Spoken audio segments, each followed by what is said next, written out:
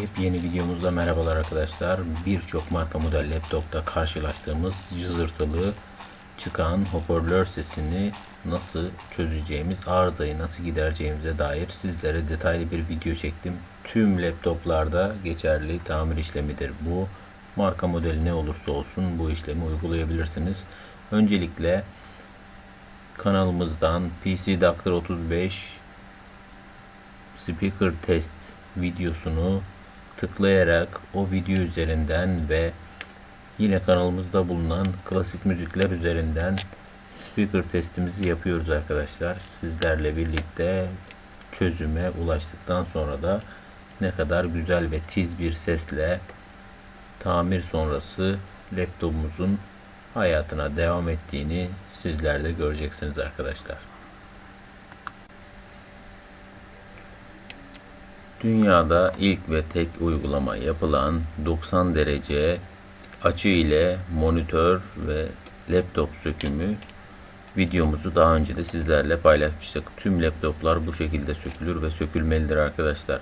Özellikle bilgisayarcılarınızdan, tamircilerinizden bu yöntemi kullanmasını deneyin. Maalesef mağdur olan bazı arkadaşlarımız var.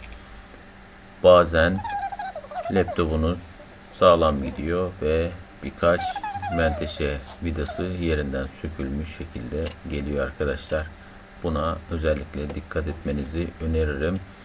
Diğer 90 derece monitör ve laptop sökümü 90 derece kuralıyla yapılan işlem videomuzu da aşağıdaki linke bırakıyorum. Özellikle içerideki bazı vidalar kendi kendine sökülüyordu arkadaşlar. Laptopun içinde vidayı laptopun speaker mıknatısına yapışmış bir şekilde bulmuştuk arkadaşlar. Onu dikkatlice izlemenizi öneririm. Çünkü normal günlük yaşantımız, monitör kapağını açıp kapatmamız, ses titreşimleri bazı vidalarımızın gevşemesine, kendi kendine açılmasına sebep oluyor arkadaşlar. Hiç açılmamış laptopta da içeride vidaların kendi kendine gevşediğini gördük.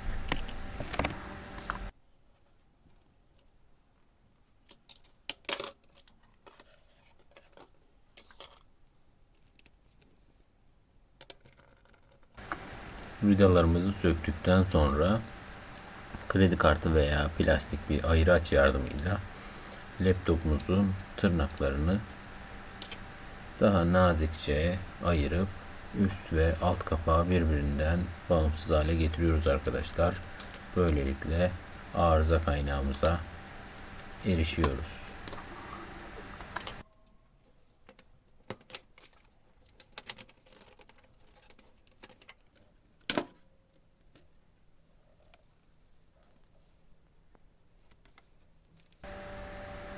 Evet arkadaşlar, görüyoruz ki hoparlörümüz bariz bir şekilde patlamış. Bu deformasyonu gözlerimizle zaten görebiliyoruz. Sesin de kötü çıkması sebebi budur. Şimdi yeni hoparlörümüzü uygun bir noktaya yerleştireceğiz. Aynı noktaya sığmıyor. Muhtemelen farklı bir noktaya yerleştirip güzel bir şekilde ses dağılımını sağlamaya çalışacağız.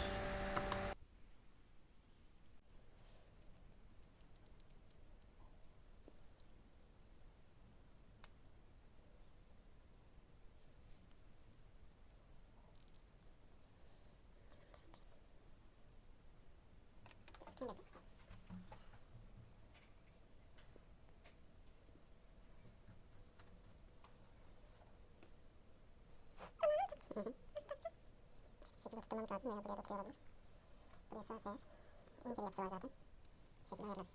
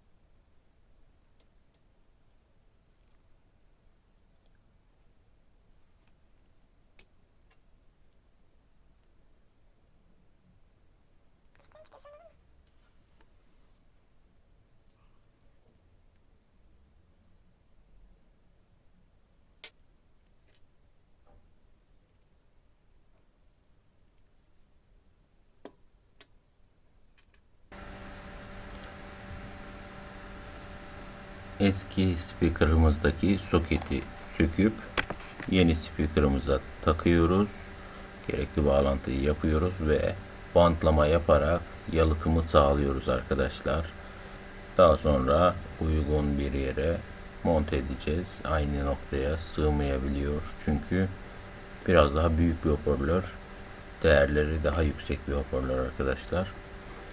Laptopumuzda sesin homojen dağılacağı bir noktaya yerleştireceğiz.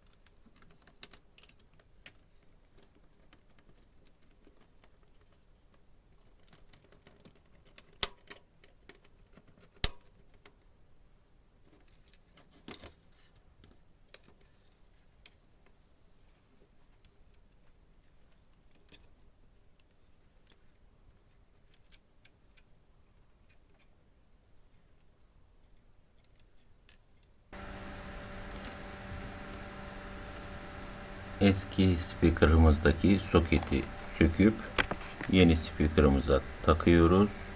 Gerekli bağlantıyı yapıyoruz ve bantlama yaparak yalıtımı sağlıyoruz arkadaşlar. Daha sonra uygun bir yere monte edeceğiz. Aynı noktaya sığmayabiliyor. Çünkü biraz daha büyük bir hoparlör. Değerleri daha yüksek bir hoparlör arkadaşlar. Laptopumuzda sesin homojen dağılacağı bir noktaya yerleştireceğiz.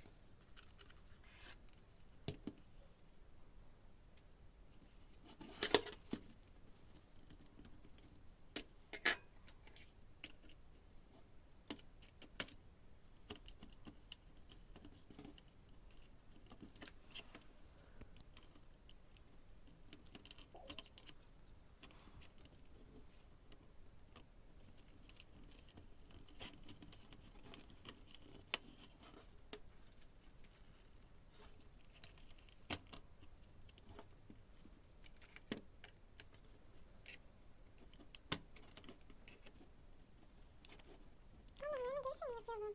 Bak 00 yerine 19 18'e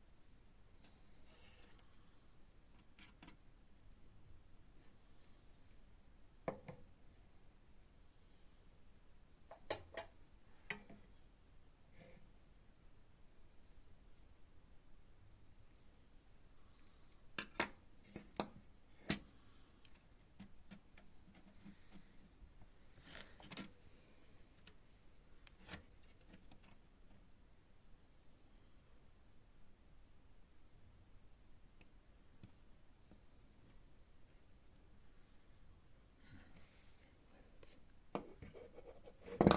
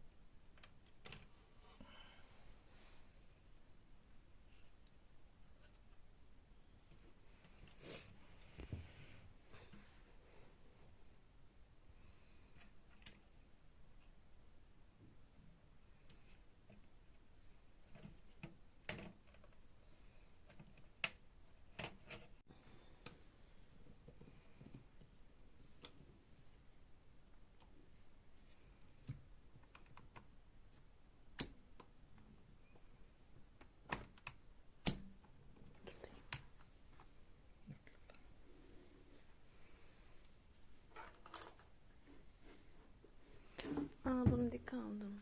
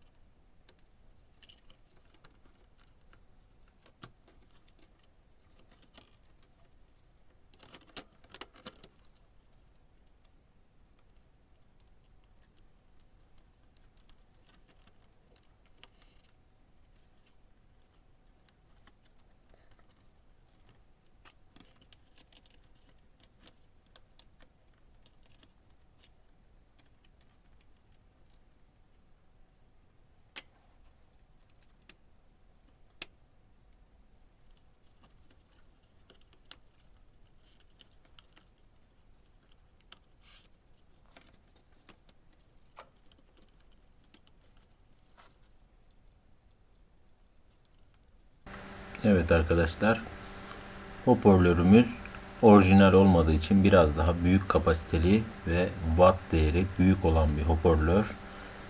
Mevcut hoparlörün yuvasına oturmuyor. Buna alternatif bir yer bulacağız. laptopumuza monte edeceğiz. Köşelerinden tıraşlama imkanımız var plastiğin, ancak orijinalliğini çok fazla bozma taraftarı değilim.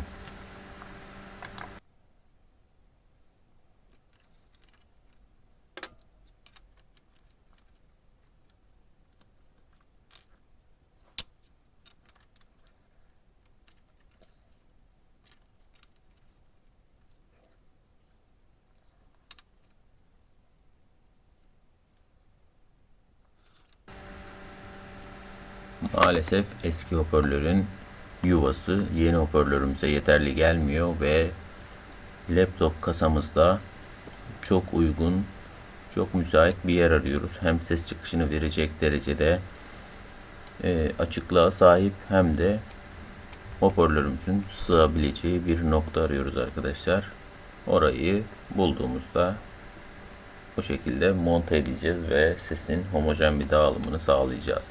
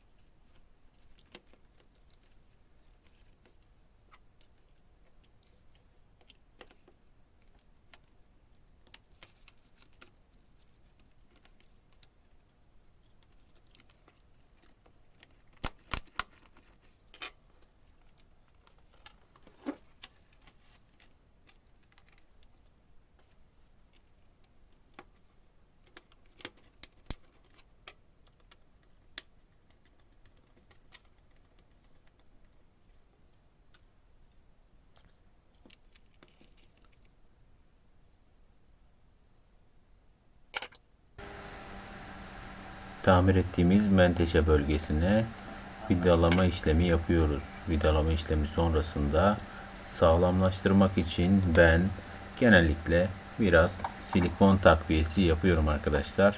Böylelikle bir daha aynı noktadan arıza vermesinin önüne geçmeye çalışacağız. Vida sıkıp cihazımızı monte ederken bu bölgede bir çatlak tespit ediyoruz. Bu çatlağı havya ile dağlayarak ve kendi türünden cihazımızın içinden dökülen plastik parçalardan ekleme ve takviye yaparak bu bölgeyi sağlamlaştırıyoruz arkadaşlar. Böylelikle vidamız karşı kasayı ve ekran menteşesini daha sağlıklı bir şekilde tutabilir.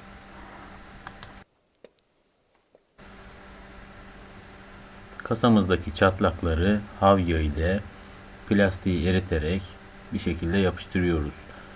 Ek olarak takviye plastikte de aynı materyalleri kullanmamız gerekiyor arkadaşlar. Yoksa plastikler birbirini sağlıklı bir şekilde tutmuyor. Şimdi laptopumuzun kasasından daha önce deformasyon sonucu dökülen plastik parçaları havyamızla alıp bu bölgeye yediriyoruz arkadaşlar. Takviye olarak destekliyoruz burayı.